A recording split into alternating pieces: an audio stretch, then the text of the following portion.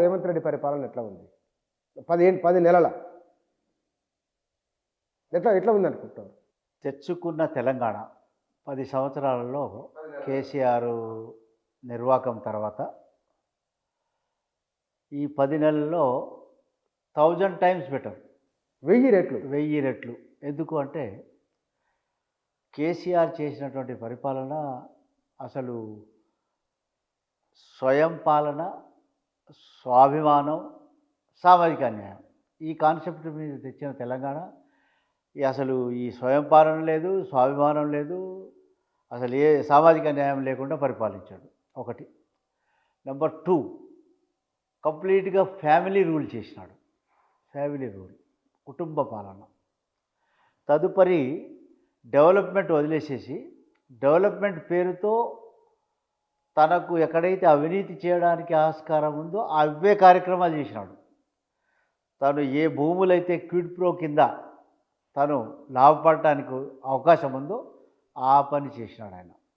అది తప్ప పబ్లిక్ తను చెప్పిందే దళితుడు ముఖ్యమంత్రి, 3 ఎకరాల భూమి, ఇంటికో ఉద్యోగం, గిరిజనులకు 12% రిజర్వేషన్లు, ఈ రకంగా అనేక హామీలు. అతను ఇచ్చిన ఒక్క హామీనంటే ఒక్క హామీని చేయలే.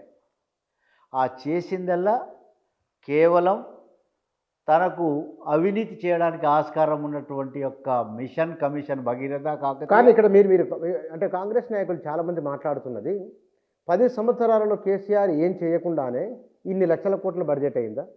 10 సంవత్సరాల కేసీఆర్ ఏం చేయకుండానే అగ్రేరియన్లో తెలంగాణ అగ్రగామిగా నిలబడిందా ఇండియాలో?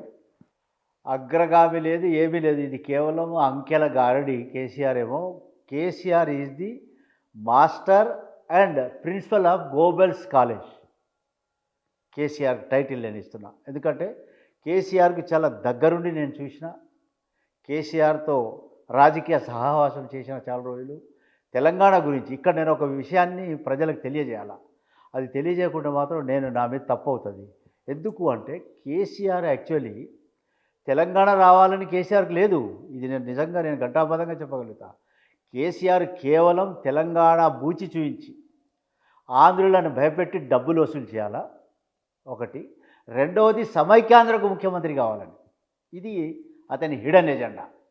సో ఈ హిడెన్ ఎజెండా పెట్టుకొని తను ఈ తెలంగాణ మూమెంట్లో నేను చావు నోట్లో తెలబెట్టినా, నేను మరి సిరంజీలు వేసుకొని హంగర్ స్ట్రైక్ ఫాస్ట్ చేసిన అంటున్నాడు. ఇవన్నీ హంబక్కు.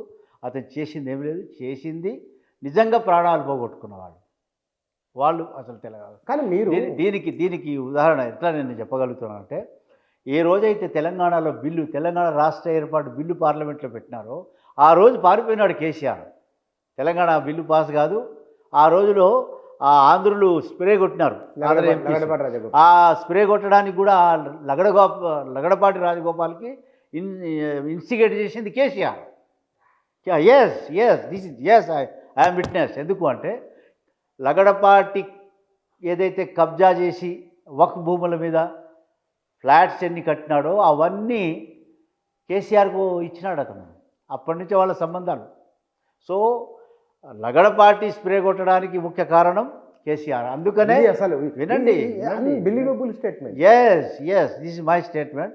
అందుకనే కేసీఆర్ ఆ రోజు పార్లమెంట్ ఉండకుండా పాడిపోయినాడు. ఒక్క విజయశాంతి గారే ఉన్నారు అక్కడ. ఆ రోజు పారిపోయింది కదా, లేడు. వై హీ హ్యాస్ గాన్ అవుట్ సైడ్? ఎందుకు అంటే పార్లమెంటులో తను అప్పుడు 2004 నుంచి 2009 వరకు ఒక్క నిమిషం మాట్లాడలేదు. He didn't spoke a single word for Telangana. whereas I spoke several times. Why Telangana? What is the purpose of we're asking Telangana? నేను మాట్లాడినా.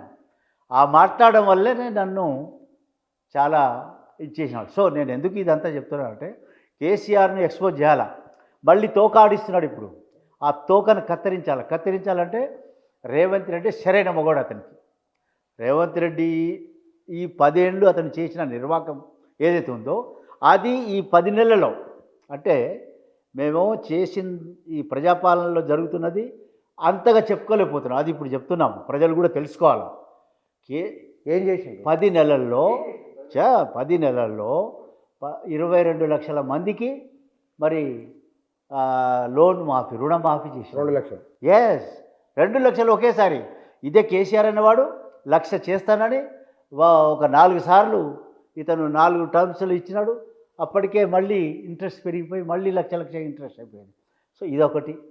రెండవది, ఫ్రీ బస్సు చెప్పింది 6 చెప్పినా 6 నిక్కచ్చిగా చేసినారు, చేసి చూపించినారు. అయితే దానికి సరైన ప్రచారం ప్రజలు కూడా అర్థం చేసుకోవాలి. ఈరోజు కేసీఆర్ చేసిన అప్పులకి ఈరోజు ఇన్కమ్ ఎంత? నెలకి వచ్చే ఇన్కము 18 లక్షల కోట్లు, 18,000 కోట్లు.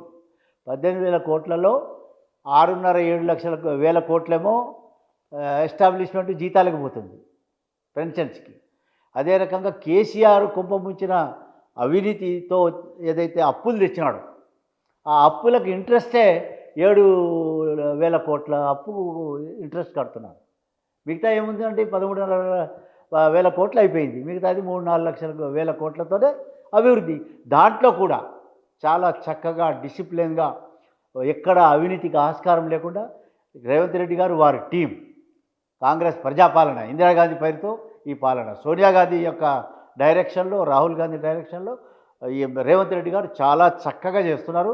ఐ అప్రిషియేట్, బికాజ్ 54 సంవత్సరాలు నా రాజకీయ జీవితం, నాకున్నటువంటి ఎక్స్పీరియన్స్.